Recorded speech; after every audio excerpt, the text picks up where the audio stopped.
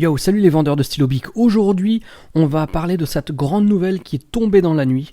Roman Reigns ne participera pas à WrestleMania. Alors pourquoi il ne participera pas à WrestleMania? Je tiens tout d'abord à vous rassurer toutes et tous, il n'est pas souffrant. Pour le moment, a priori, il n'y a aucun souci là-dessus.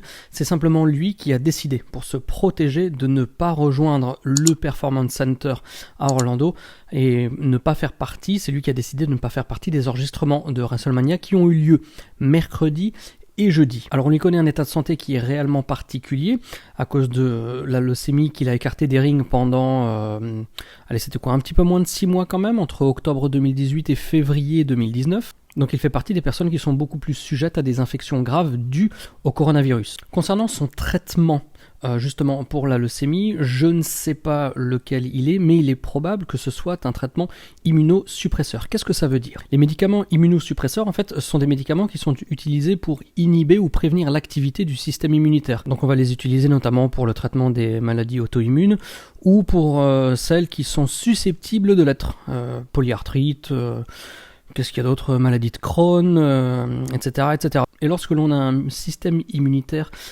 qui est rabaissé en termes d'efficacité, eh bien on est beaucoup plus susceptible d'être touché gravement par cette maladie. Pourquoi?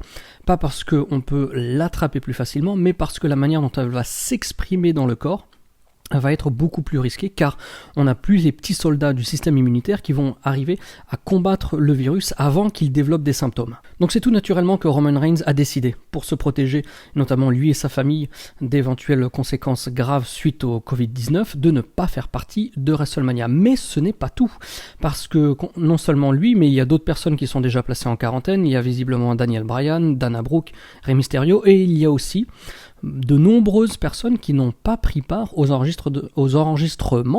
de WrestleMania.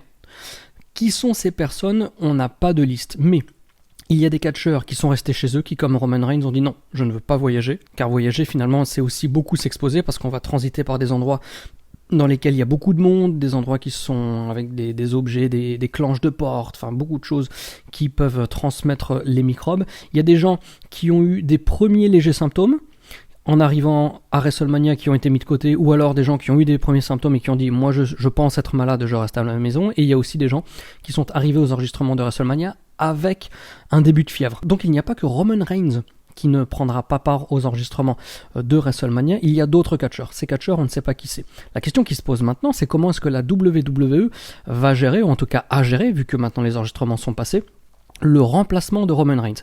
Il y a des personnes qui ont proposé sur Twitter, par exemple, que lors du soir numéro 1, le vainqueur de John Cena, Bray Wyatt, puisse aller en soir numéro 2 pour affronter Goldberg pour le titre universel. Il y a d'autres personnes qui ont proposé justement que John Cena, Bray Wyatt, Goldberg soient transformés en match à 3, mais ce qui a été rapporté par les sites de news américains, c'est que tout simplement Braun Strowman a remplacé Roman Reigns. Donc on aura un Braun Strowman contre Goldberg. Par contre, on ne sait pas si c'est lors de la nuit 1 ou de la nuit 2. Et l'autre question qui se pose, c'est comment est-ce qu'ils vont gérer la création entre guillemets de ce match, parce que le SmackDown de vendredi, qui aurait été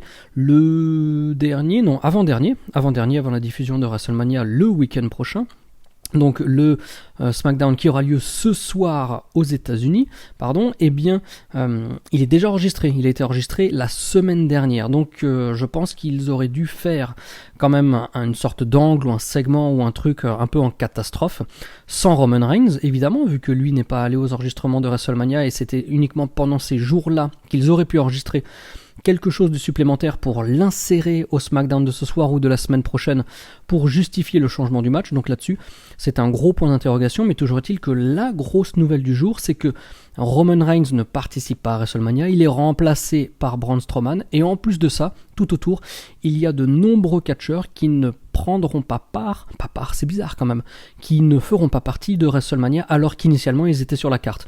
Comme il y a un secret vraiment très fort autour de WrestleMania pour qu'il n'y ait pas de fuite de spoilers, contrairement au TV où là où on s'en fiche un petit peu, là c'est vraiment très secret, on ne sait pas ce qui s'est passé à Orlando au Performance Center, et donc évidemment je suis extrêmement curieux de voir dès demain le SmackDown qui aura lieu ce soir dans la nuit, pour voir comment ils ont fait la chose, et est-ce qu'ils vont dès ce soir annoncer le changement du match.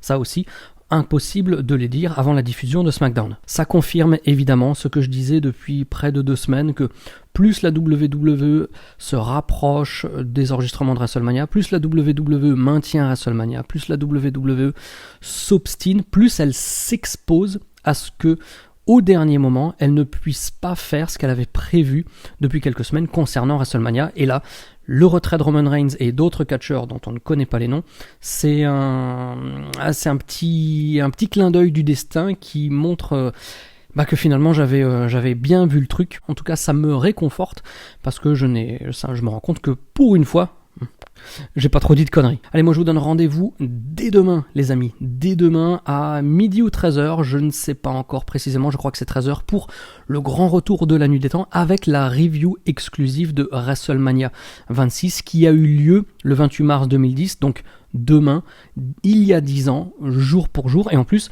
petite anecdote, c'était mon premier WrestleMania. D'ici là, comme toujours, vous savez ce qu'il vous reste à faire, c'est-à-dire de garder la passion et surtout de regarder du catch 24h sur 24. Bye bye.